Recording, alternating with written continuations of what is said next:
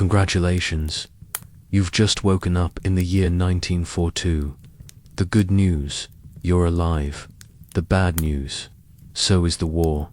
Your stomach is growling before your eyes are even open. A low, angry noise that sounds vaguely threatening, like it might try to digest your pillow if you don't feed it soon. Not that your pillow is real. It's just a bundle of bundled up rags that smells faintly of mildew and sadness. Outside, a dull thud. Another bomb falling somewhere not too far away. You barely flinch. You've heard so many by now that explosions are just background ambience, like birdsong. But with more screaming, you shuffle upright in your cot, or maybe on the floor, or maybe just in a cramped corner where you've taken up residence since the flat upstairs lost its roof. Your stomach complains again, loudly, but you already know the answer no. There's no breakfast, no bacon, no eggs, not even tea, if you're lucky. Someone's saved half a crust of yesterday's bread, the kind that turns to powder. Breathe near it. You pull on your coat, not for fashion, but because there's no fuel, and it's cold. And war doesn't pause for the weather. The coat is 3 sizes too big and smells like mothballs in 1939. It used to belong to your uncle. You don't ask which uncle. They don't write anymore. Now comes the ritual, the cupboard inspection. You open the door, slowly, reverently, like you're revealing an ancient tomb. Inside, 1 can of turnips, a jar of something grey you're pretending is soup, and a box of powdered eggs that expired last month but no one dares throw away. In one corner, a lone biscuit, saving for a special occasion. Spoiler, today isn't it? You glance out the window. The street below is a collage of rubble, empty crates, and tired people, moving like ghosts, slow, grey and hungry. The grocer's sign hangs at an angle. You wonder if he's open. You wonder if he still exists. Across the continent, things are worse. France is rationed into oblivion. Poland is starving under occupation. In Leningrad, people are boiling wallpaper for the glue, praying it still has calories. Even in America, land plenty, there's no sugar, no coffee, no butter. Just long lines and tired smiles. Supply lines are shattered. Farms are gone. The land has been bombed, burned, occupied, and strip-mined for the war effort. Food is no longer a comfort. It's a weapon, and everyone is fighting over it. Governments control your meals now. They tell you what you can eat, when, how much, and occasionally what it used to be before it was powdered. Calories are rationed like bullets. Proteins are strategic assets, and fats, well, fat is practically gold. People trade soap for lard. People would kill for real butter. You're not a soldier. You're a civilian. A parent, a child, a clerk. A farmer. A tired soul who just wants to eat something that hasn't been scraped from the bottom of a can with a bayonet. But war doesn't care who you are. All it knows is this. You will be hungry. You will stay hungry. And if you're lucky, just lucky enough, you'll survive long enough to be hungry again tomorrow. So, you sit down, wrap your coat tighter, and pretend the hot water in your chipped cup tastes like broth. You close your eyes and imagine toast, warm, golden toast with butter, and that's when the sirens start. Welcome to the war. Dinner will not be served. You're heading to the store, not because you want to, but because you have to, because your cupboard is empty. Your stomach is echoing, and there's a faint, almost hopeful rumor that the shop down the road has received a shipment of something edible. But this isn't shopping. This is bureaucracy on a plate. You clutch your ration book like it's your passport to life itself, a small, flimsy booklet full of stamps and regulations that tells the government, please, I'd like to continue existing. You're not allowed to be hungry without permission. Let's start in Britain.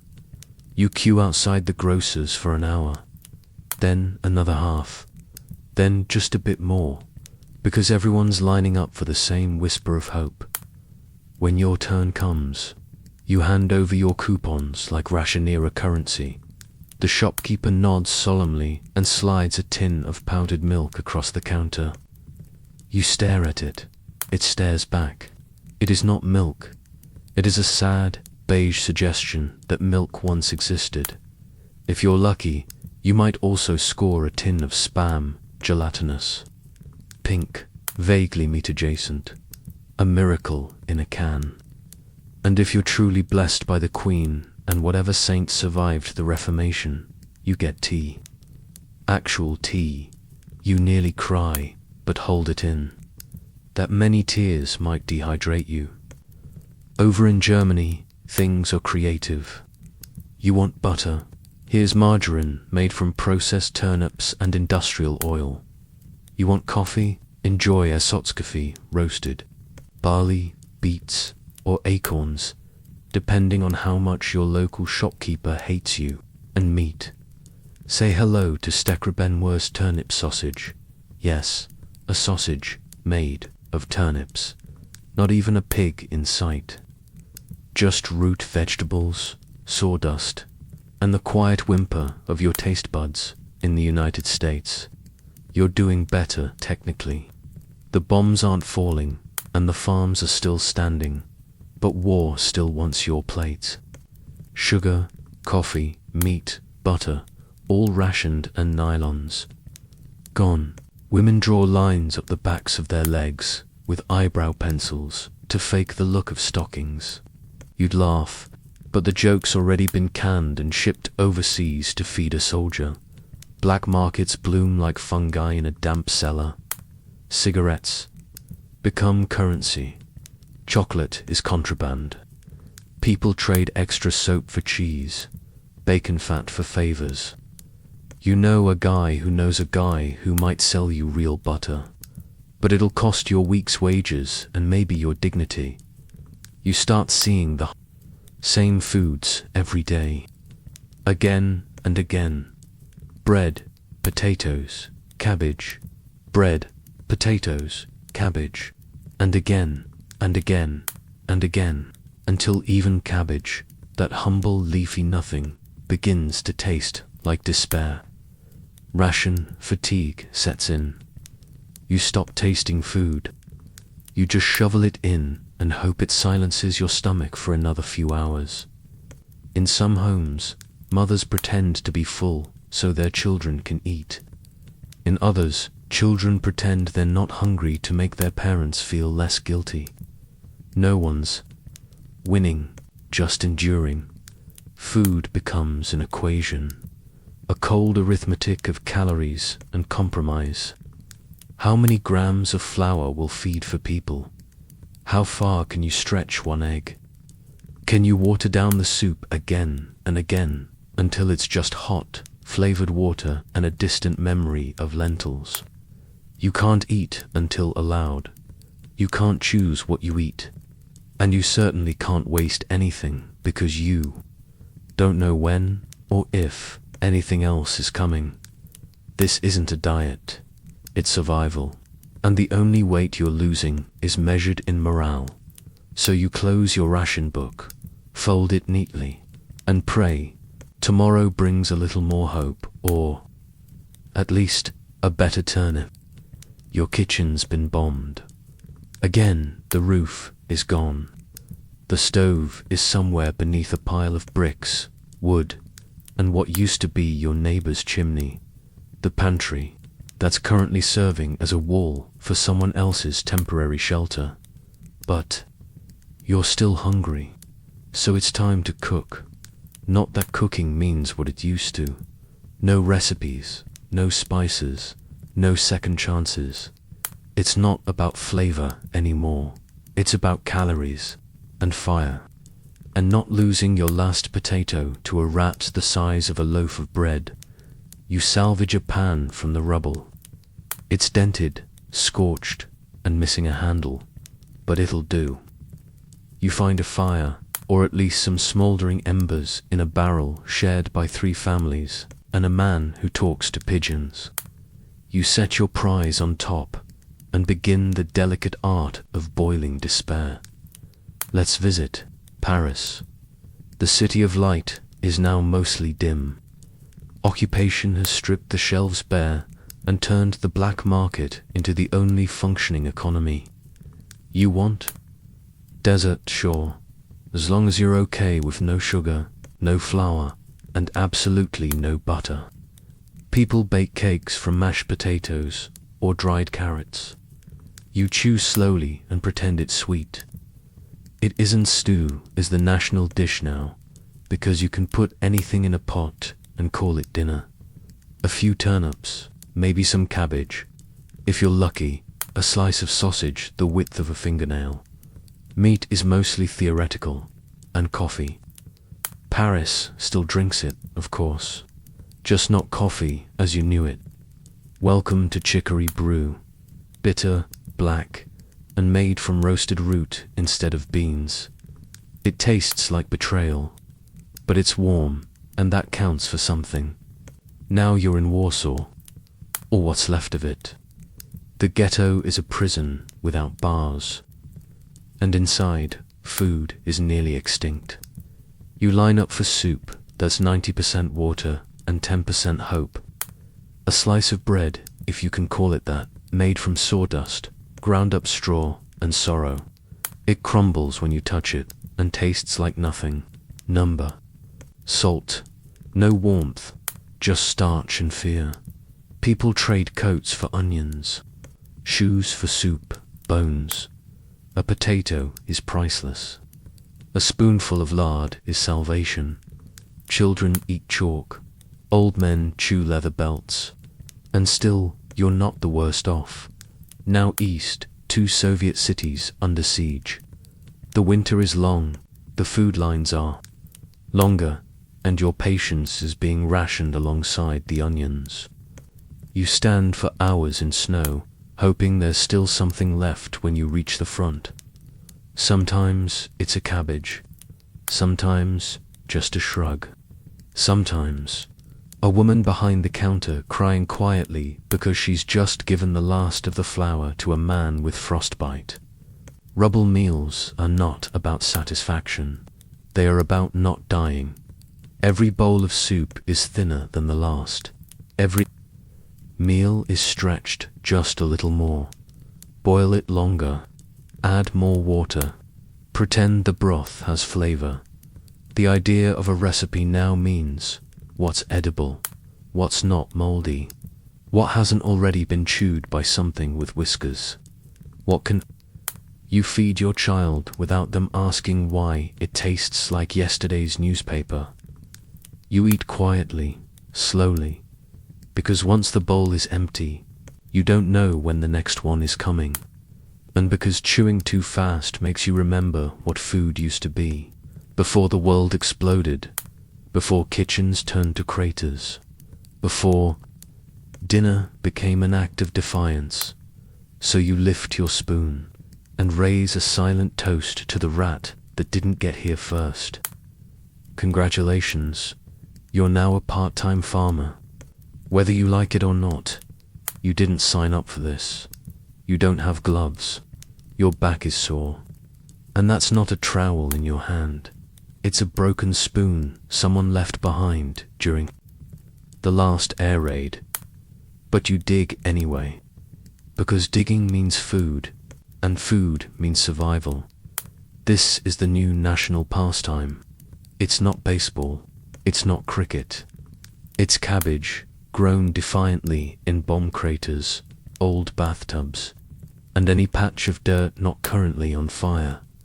In Britain, it's called Dig for Victory, a charming, patriotic slogan printed on posters showing smiling women in aprons and children, holding carrots like trophies.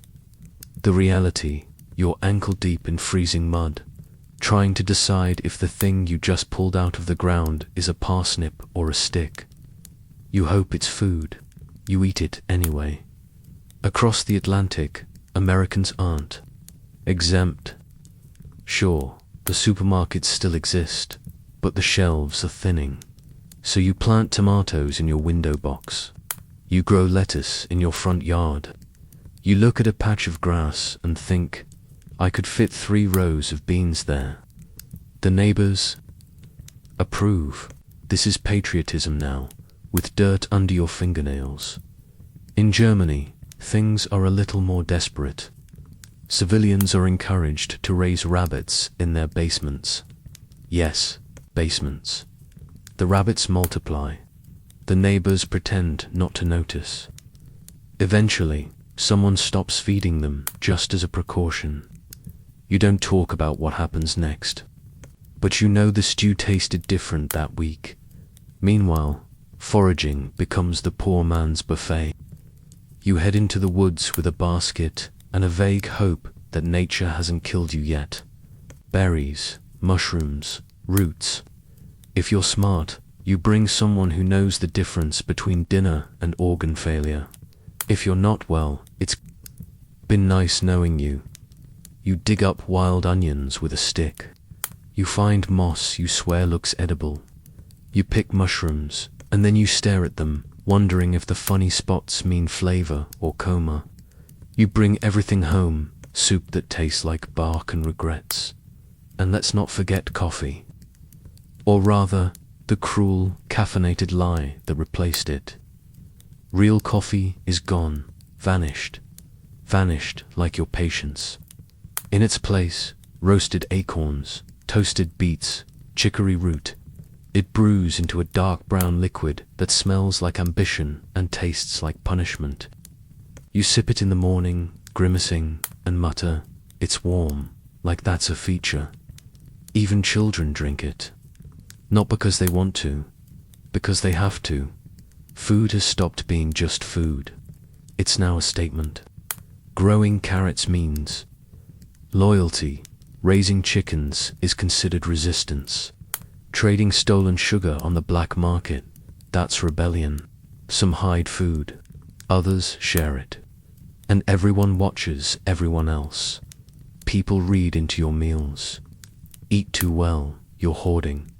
Eat too little, you're weak. Eat in silence. You're probably hiding something under the floorboards. In some countries, even foraging is regulated. Get caught picking apples from the wrong tree. You might be accused of theft, or worse, sabotage, because every berry, every beet, every clump of kale is part of the war now, so you keep digging, your hands blistered, your knees muddy, because the soil might not love you, but it's all you have. You water the turnips. You pull weeds from a ditch and call it a garden. And when you boil your handful of leaves at the end of the day, you pretend, just for a second, that it's dinner. Because in a world rationed to the bone, pretending is the only seasoning left. You're not eating dinner tonight. You're not eating breakfast either. You're surviving. Barely. Welcome to siege life. Specifically, Leningrad. 900 days of cold, silence, and starvation. You live in a frozen city where the snow is stained with ash and the air smells faintly of death and burnt bread crust. Not that you've seen bread in weeks. The bakeries are hollowed out shells. The ovens are cold. And the only dough you've touched lately was scraped from the glue pot and spread like jam across a stale biscuit. Wallpaper paste. It's boiled. It's thick. It tastes like old dreams and dried horse hooves. You eat it anyway. You eat your leather boots. You scrape the paste from the walls. You boil belts. You chew candle wax. Eventually, you run out of paste. Then out of pets. Then out of shame. No one talks about it. But everyone knows. When the hunger claws its way deep enough, There are things you do, things you never thought possible. A neighbor vanishes. A ribcage is found. Someone mentions meat and everyone goes quiet. In Japan, civilians aren't faring much better. The rice is gone. You eat millet gruel, now thin, grey, and vaguely resentful. Sometimes weeds, sometimes roots that taste like bitterness and aluminum. In rural China, villagers chew tree bark. You grind acorns into powder, boil leaves into mush, and call it stew. Children are sent to forage, not for fun, for survival. You dig up roots you can't name, and hope they don't kill you in your sleep. And then there's substitute bread. It looks like bread, it feels like bread, but it's made from things bread was never meant to be. Sawdust, cellulose, pulverized straw. It crumbles like sand and tastes like paper. You chew, you swallow. You lie to yourself and say it filled you up. It didn't. The Germans have a word for this. Ersatz, meaning replacement. Meaning you're not getting the real thing, and we hope you don't notice. Ersatz coffee made from roasted barley or turnips. It smells like soil. It tastes like defiance. Ersatz sausages, soy mixed with filler, lard, and whatever the butcher could sweep off the floor. Ersatz butter made from industrial oils and margarine that separates when it gets too warm. It shines like plastic and tastes like betrayal. You eat it cold, on dry, cracking bread, and pretend it's real. But your stomach knows. It growls anyway. Then come the hunger hallucinations. You start dreaming about soup, hot, thick soup, steam curling like a blessing from the bowl. You wake up chewing the air. You walk past a stone wall and think it looks delicious. You start licking rocks. They're cold. They don't fight back. You whisper apologies to the gravel. Your body begins to shrink, not gracefully, but violently. Your muscles dissolve. Your skin turns waxy. Your legs ache when you walk. Your ribs count down the days, and your mind becomes a slow, grey fog. You stop thinking in full sentences. You stop imagining anything beyond the next bite, even if that bite is made of bark, paste, or yesterday's regrets. In these places, Leningrad, rural Japan, the bombed-out Chinese countryside, food is no longer food. It's survival matter, edible debris, an old shirt boiled into fiber, a mouse fried on a scrap of stolen coal, a stolen crust traded for a favor you don't want to name. There is no feast, there is no full, there is only, what can I chew that won't kill me, or at least not right away? So you lick your lips, though there's nothing there, and keep walking and keep hoping, because if you stop, the hunger wins, and it always wants more. You're not a civilian anymore. You're not a soldier either. You're something in between, a number, a shadow, a body behind a fence. You're a prisoner of war, of politics, of geography, and now of hunger. Welcome to the camp, where every meal is a slow negotiation between hope and decay. There are no seconds. There are no choices. Just a ladle and what's inside it. Let's begin in a Nazi concentration camp. Breakfast. A slice of moldy bread, if there's bread at all, and something dark pretending to be coffee. Lunch is soup. Always soup. Sometimes turnip. Sometimes cabbage. Always water. Thin, grey, tasteless. It's more suggestion than sustenance. If there's a vegetable in it, it's by accident. A wilted leaf, a half-dissolved root, a memory of a carrot dinner. Repeat. Maybe an extra crust, if the guard is in a generous mood or bored enough to play God. Most days, the bread is stale and infested, but no one complains about bugs, their protein, their movement. They prove the bread is still technically food. Over in Japanese POW camps, it's rice. Endlessly, relentlessly. You get a bowl, and it's white, dotted with tiny black specks that aren't seasoning. They're weevils, small, wriggling. You squint. You consider picking them out. Then you don't, because they're the only meat you'll see all month. You chew, you swallow, you try not to taste. You try not to think. In the camps, starvation is a system, not a side effect. Food isn't just food. It's currency, it's a reward, it's punishment. Speak out. No soup. Collapse on the job. Half rations. Trade a favor. Maybe an extra potato peel. You'd be surprised what a man will do for a peel. Some men trade their boots for food. Some trade their dignity. Some just trade what little weight they have left.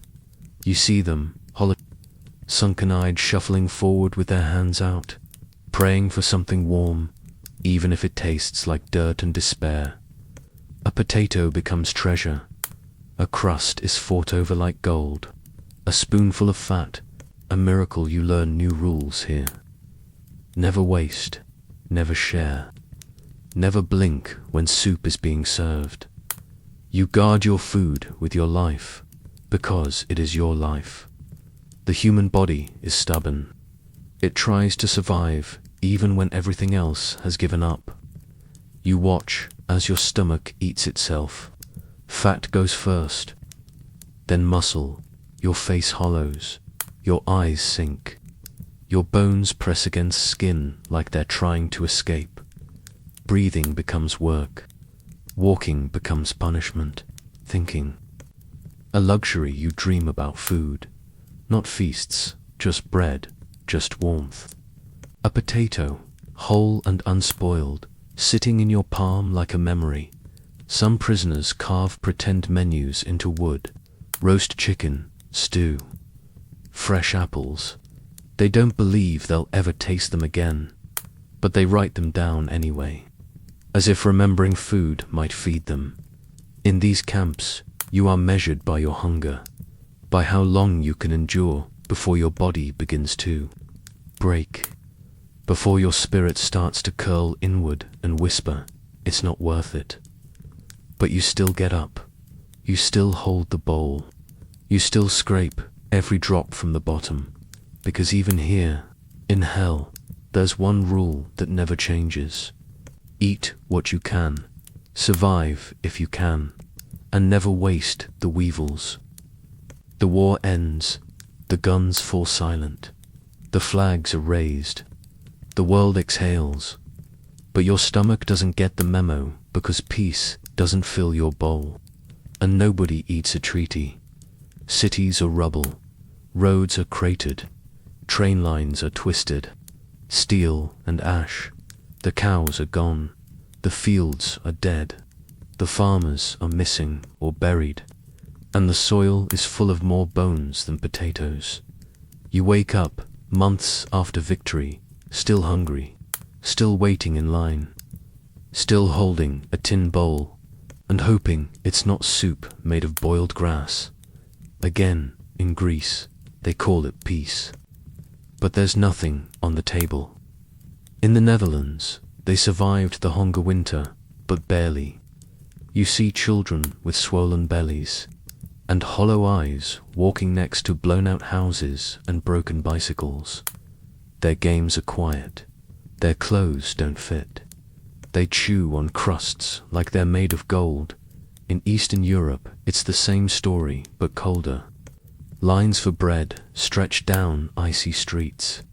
Sometimes you wait 3 hours for a single egg. Sometimes the egg never comes. You go home, you eat salt, you call it dinner. Then, a miracle in the mail. A box arrives, stamped care inside, tins. Inside the tins, luxury, powdered milk that doesn't taste like chalk. Chocolate, actual chocolate. A can of something called Spam, which is both confusing and delicious. You open the package slowly, reverently. You read the label like scripture. You cry over powdered eggs, because someone, somewhere, packed this for you. And because you didn't think you'd ever eat real food again, Spam becomes currency. A slice is worth a favor. A whole can is practically royal property. You don't eat chocolate right away. You show it to your family. You smell it, you touch it. Then, finally, you nibble it like a relic. The black market doesn't disappear. It thrives. Because even when peace is declared, hunger still negotiates. People still trade soap for flour, shoes for sugar, cigarettes for butter. And then one day you taste an orange. A real orange. Fresh, bright, whole. You peel it slowly. The skin comes off in soft strips, the scent sharp and sweet. You haven't smelled citrus in years. You forgot it even existed. You eat the first wedge in silence, and then the second. And by the third, you're crying. Not from joy, from memory. Because you remember what it was like to not be starving. But hunger doesn't leave quietly. It settles in your bones. It rewires your thoughts. You start saving scraps. You hide bread under your pillow. You flinch when someone throws food away. You don't trust full cupboards. You still dream of paste, of soup with nothing in it, of trading your coat for half a carrot. Your children grow up hearing stories about boiled weeds and rat stew, and they laugh. But you don't peat, because once you've eaten wallpaper paste, once you've boiled your shoes, once you've looked at a potato and thought, salvation, no meal ever feels guaranteed again. Peace has returned. But hunger lingers.